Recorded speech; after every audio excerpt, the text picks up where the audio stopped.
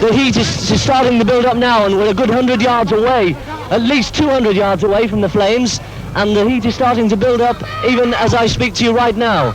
It looks as if there's no hope for Summerland.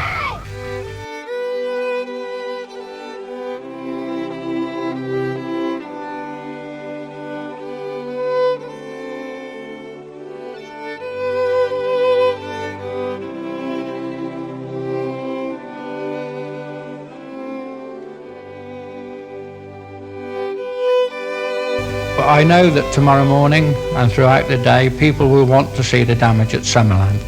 That's understood. I would ask you to cooperate with the police and keep away as far as you can from the site of the building so that we do continue to do our work with a reasonable amount of peace. It's a very sad occasion. There's a lot of work to be done, and I ask for the general cooperation of the public.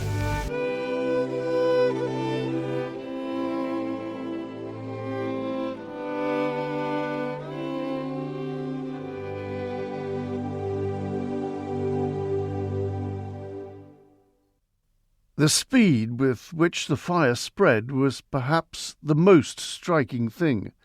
One moment a small puff of smoke at the side of the enormous structure. Then fire erupting up the side of the building and across the roof. And the panic, hundreds pouring from the exits.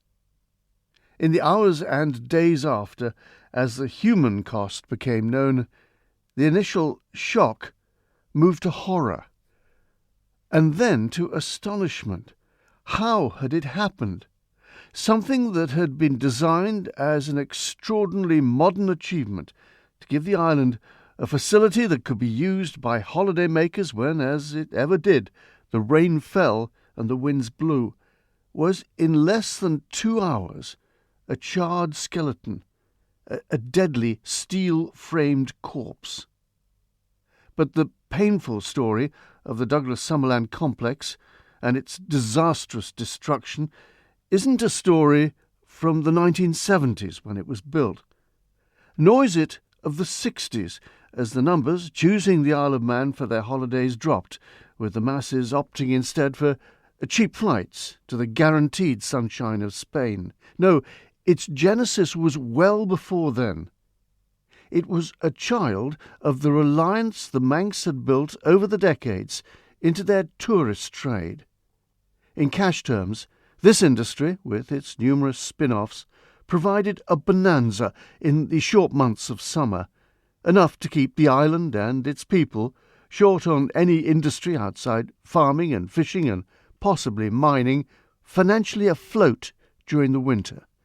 It was needed to keep the Manx economy viable.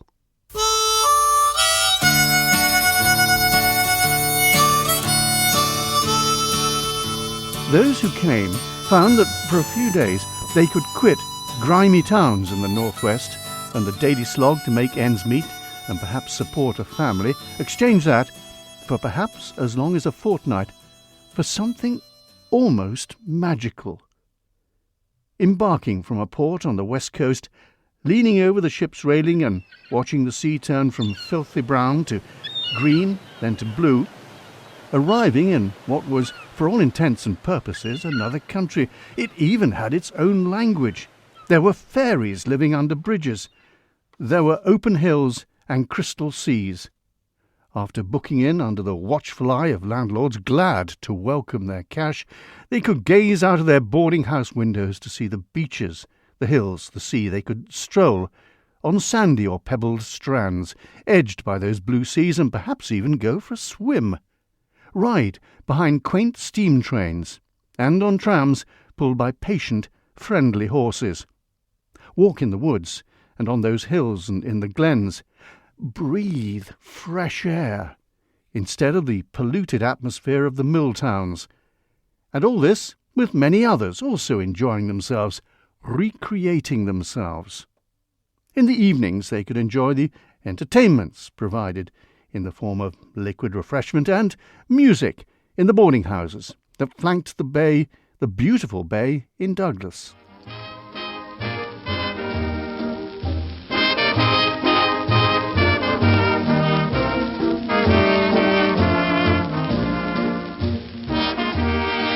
And for many young people, there was the opportunity to mix with other young people, free to a degree of many of the rules of sexual behaviour they were used to in their home communities. But how did the tourism industry become a Manx staple? It wasn't by chance. It was by design and by foresight. One man was largely instrumental in seeing the potential of the island and for putting in infrastructure to accommodate the tourists' needs. Indeed, the first of the promenades built on the beach at Douglas was given his name, which was Henry Locke, Governor of the Isle of Man.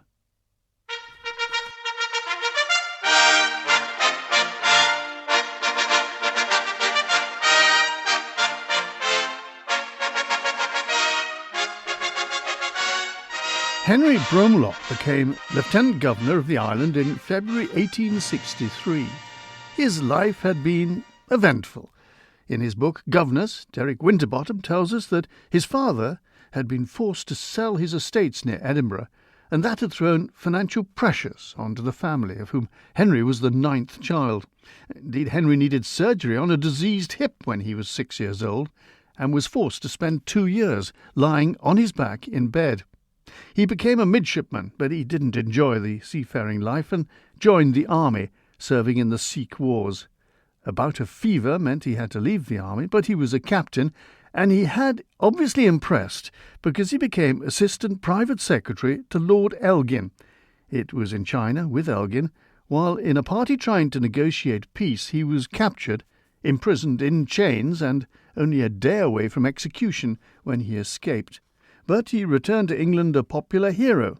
He was made a commander of the Bath and Private Secretary to Lord Grey, and it was Grey's influence that led Henry Locke to becoming Governor of the Isle of Man.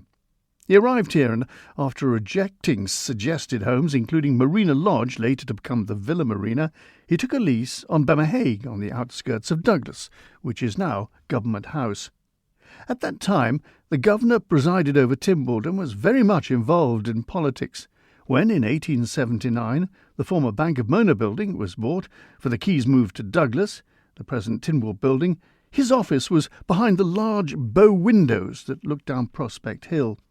Locke had already used his influence in London to give the island more fiscal clout, quoting again from Winterbottom, and after the literal collapse of a breakwater scheme designed for Douglas, where the Battery Pier now stands, Locke found a solution which was, quote, bold and indeed revolutionary.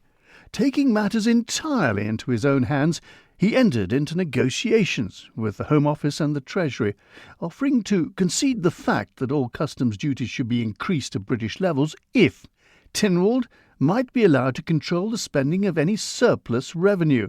There was a proviso. The House of Keys must become an elected body, which it wasn't at this stage. It was self-elected. So, quote, a century after revestment, Locke proposed a solution to the two main problems which had bedevilled Manx political life. This surplus revenue gave the Manx and Locke concessions which were fully exploited in succeeding generations. It gave cash in hand to start building the infrastructure needed if many tourists were to be accommodated. Locke had looked across the Irish Sea to the Lake District, where thousands of people were visiting to view its beauties, and decided the island can get some of that business. In 1863, Locke's first year in office, 60,000 people arrived in the island. By 1887, that had risen to approaching 350,000. It was possible because, encouraged by the surge in numbers and the increase in business, of course, the steam packet increased the size of its fleet. In June 1875, the first block of Loch Parade, it was known then, was laid. It was finished just a year later. How long would it take these days to construct Loch Promenade? The men worked at night to get the work done, apparently, and presumably on occasion the seas were breaking over the top of the workings. On its heels came the building of the boarding houses that were such a vital aspect of Manx tourism, and the tidying up of Douglas, which was fairly ramshackle at that time. Locke also encouraged the building of the railways, and this meant access for those tourists to Peel and to the southern ports. Before the short-sighted decision to Acts part of the railways in the 60s, the system ran through to the west. Indeed, the station in Peel still stands. When Locke resigned after 19 years, the High Bailiff of Douglas, Samuel Harris, wrote in an illuminated address, "Whilst faithfully guarding our ancient rights and privileges, Your Excellency has been the means of carrying out important reforms and improvements which have materially increased the prosperity of the island and the happiness and welfare of its people. Among these we place in the first rank the elective franchise and the full benefit of our insular revenue, by means of which Your Excellency and the Legislature were enabled to carry out important insular harbour works, including the Battery and Victoria Piers at Douglas and the harbour works at Ramsey, Port Erin and Port St Mary, whereby not only the safety and comfort have been secured to the constantly increasing number of visitors who now annually throng to these shores, amongst whom we've been proud to number princes, statesmen and many other distinguished personages who've been Your Excellency's guests at Government House. And as a later result, we now enjoy the inestimable boon of daily communication with England and a Daily Mail. We feel also that to Your Excellency we are largely indebted for our system of railways throughout the island." Apart from pressing for infrastructural improvements in Douglas, which was pretty ramshackle when he arrived, as we've heard, Governor Locke saw the advantage of giving tourists access to other areas in the island. In the years before cars and sharrows, train transport could do that service as well, of course, of carrying freight. It also, of course, added to the tourist experience, rattling and trundling through the Manx countryside in a miniature train. The railways nearly disappeared in the 60s as tourism demand fell, and the politicians of the time, in their deep wisdom, started selling off the rails. Not just selling them off, giving them away on occasion. A concerted effort by enthusiasts, including Lord Ailsa, saved at least part of the system. There then was staged a revival when it was realised what the island had was really pretty special. By that time it was too late to save some parts of the line, Douglas to Peel, and the route up the west to Ramsey, but the Manx rail system has proved an enormous draw with enthusiasts, seeing a form of transport, a narrow-gauge railway with original rail stock and smelling the smuts, hearing the whistle, as well worth paying money to come and see. Along with castles and other buildings and homes, the rail system in the island is a great plus for the island's tourism effort, and one which, after drawing back from the brink, is now cherished and treasured, be it in the face of health and safety demands. The braking system of the Snaefell Mountain Railway came under close scrutiny after an accident some years ago, and occasionally the trams come off the rails. But they are, well, not a godsend, they are man-made, but certainly a massive bonus to the island's visitor effort. And as I mentioned, they were encouraged by Governor Locke, and one loco is named in his honour. Mike Buttle is someone who has great knowledge of the Manx trains and their history.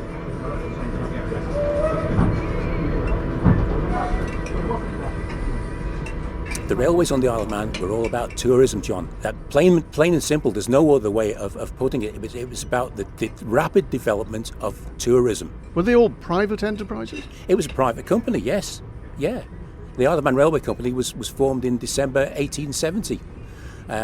Issued their shares. There was a good uptake on the purchase of shares, and then they started building the first passenger line between Douglas and Peel. They started it in March 1872. So they saw what was coming. They saw the tourist rush coming. Absolutely, we'll jump in on absolutely. There'd been various proposals over the years before 1870, but none of them had come to fruition because they, to use a modern term, the business case wasn't there for building it. The island's population was only around about 45,000 people, and that couldn't support a railway. But when tourism came in, when Governor Locke brought in, instigated tourism in the island, and it took off, and my word, didn't it take off in a big way, that suddenly made the case for building a railway become viable. Just before we go on to the railways, there was an idea for a canal. There was. What an idea that would have been. That would have gone along the Central Valley. Absolutely. And doesn't that make complete sense? Because you've got the two rivers running into Douglas and then the Neb running into Peel. So just a case of connecting the two together and running your barges between the two ports. And that would have been for industrial purposes, not absolutely. for... Absolutely. Wouldn't have taken the tourists. Absolutely. Industrial only, yeah. Which was the first railway line that was built? The first passenger railway was the one built between Douglas and Peel. And that was to take people, tourists, expand the area around Douglas? Because presumably most of them stayed in Douglas or the periphery. Douglas to Peel was important because Peel was the island's second port. So when the ships couldn't dock in Douglas, they'd dock in Peel. So it was an ideal way of getting people from one side of the island to another. So that was the one they pushed forward first because it had the strongest case for it. And they thought it would generate the most amount of traffic. It was a lovely ride as well for the tourists coming ashore. Admittedly, they probably would have come ashore because the wind was blowing a bit. They'd be a little seasick. But to come ashore on the island and to go across the island to presumably their boarding houses in Douglas, it would have been, I suppose, quite delightful. Across that Central Valley, absolutely, yeah. Yeah, absolutely. So that was built. And then presumably the company looked around and thought, well, if we can do good business here, we can do good business to other places. Their plan was that they would build the Douglas and Castletown lines. The original idea was that the South line, the one that now finishes at Port Erin, was going to terminate at Castletown. So they built those two lines together. The workmen were working on both construction sites at the same time, progressing the Peel line first, but the Port Erin line wasn't too far behind. Was that from pressure from Port Erin, or was that because they thought it was a good idea? Port Erin was only a very, very small village before the railway reached it. You talk about places across the water like Crewe and Swindon being railway towns. Now, Port Erin for the Isle of Man is a railway town because before the steam railway reached it, there was nothing there, John. Mike Bottle and the Manx Railways as influential in opening up the Manx hinterland to tourism. Tourism was mightily helpful to the ferry company, which in the 1830s adopted the name Steam Packet and, at its pomp, boasted a fleet of 16. Alex Brindley has studied its history. We all look back to the glory days of tourism, and the people who remember the Six Sisters of the 1950s, sitting here. Well, if you go back through history, there's always been a large fleet in the steam packet, and that was driven by the arrival of tourism. So they lived off tourism, did they? I would argue, yes, they did originally. Because in the winter there weren't that many people coming across. I suppose they had to make their money in the summer. They did make their money in the summer. In the winter, you would not have found the big fleet of vessels operating. They were laid up in places like Barrow, in Birkenhead. You wouldn't have had the fleet of 6 or 8 steamers operating in the winter at all. You'd have had a bare service, a bare backbone service. They did have freight ships. They've had the Peveril was traditionally the freighter until more modern times when they combined freight and passenger traffic on the Ben Macree.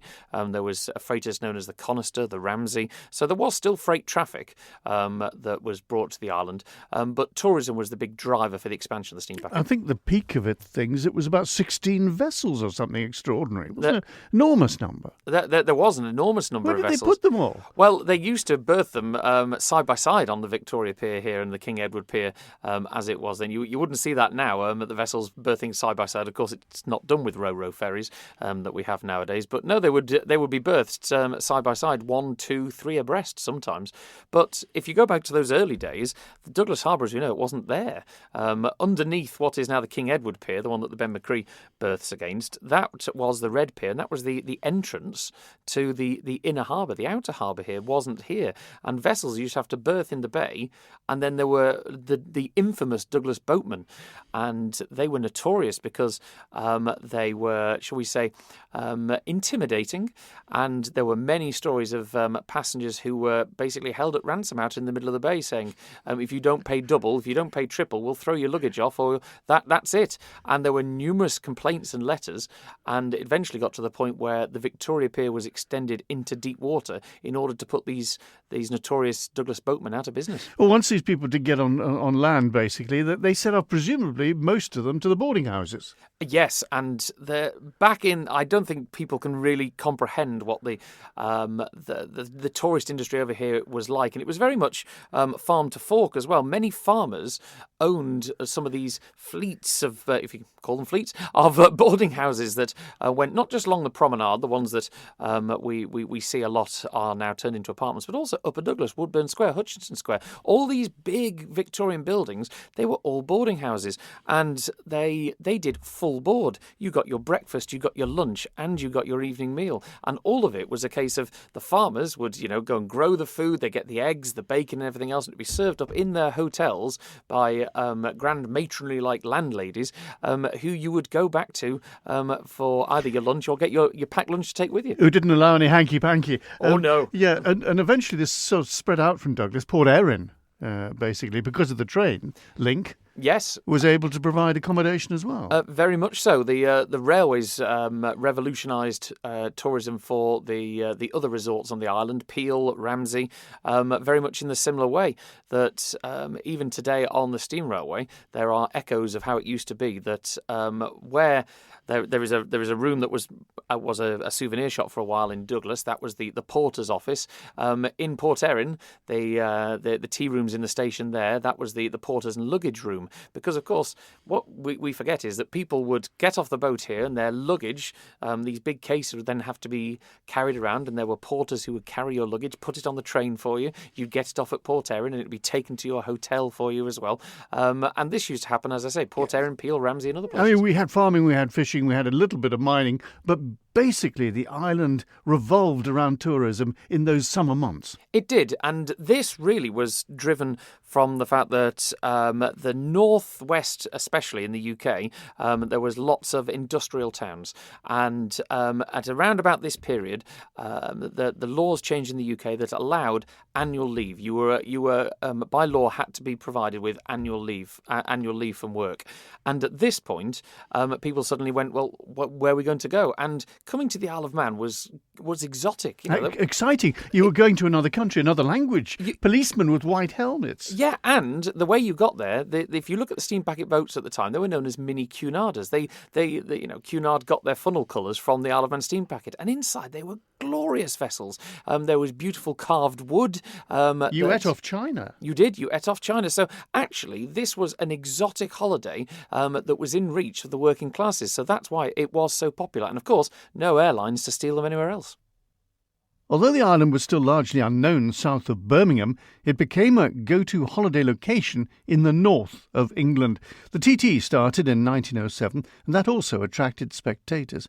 And indeed, film producers George Formby brought his ukulele and his Shuttleworth snap-over for no limit, which won't have done Manx tourism any harm. I have no more accommodation. Good morning, Miss Torrance. Good morning, Miss Johnson. Well, it looks as if you'll have to go to the hotel with the other TT riders. Is he a TT rider? She didn't recognize you. This is Mr. Shuttleworth. Of course. Oh, how stupid of me. Oh, fancy. I find someone's cancelled one of their rooms. A nice, large, sunny one facing the sea. These were the golden years. People were not really bothered if it rained a bit. Deck chairs were de rigueur as they crowded onto Douglas Beach or hired a boat or were ferried round to Port Sodrick. But after the Second World War, tourists began considering the alternatives, and that included going abroad. The numbers coming to the island had started to fall. So a plan was hatched. If the heavens wouldn't provide sunshine, the Manx would. It was a bold plan that would give an offering of the woods, glens, hills and beaches, but also, if the weather was iffy, something unique. A first-class indoor swim pool with all the latest ideas and facilities, and alongside it, the key to the scheme, a solarium where artificial sunshine will give that gorgeous tan even if it is raining. Cascading waterfalls will use the cliff face as backing, and there will be terraces of entertainments, even an artificial beach lapped by the waters of its own blue lagoon. One of the most advanced projects in the world, this is an expensive idea, but the Manx believe in looking ahead with the most modern, while maintaining that which gives their island its individual charm and character.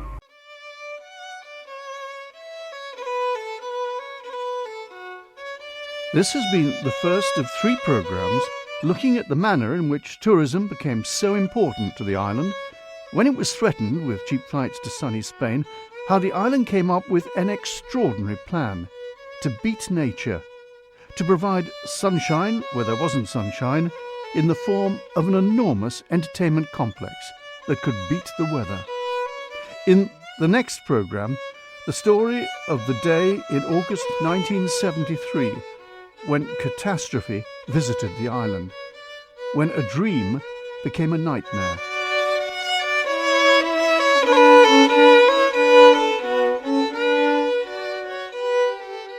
I'm John Moss, Galcarea.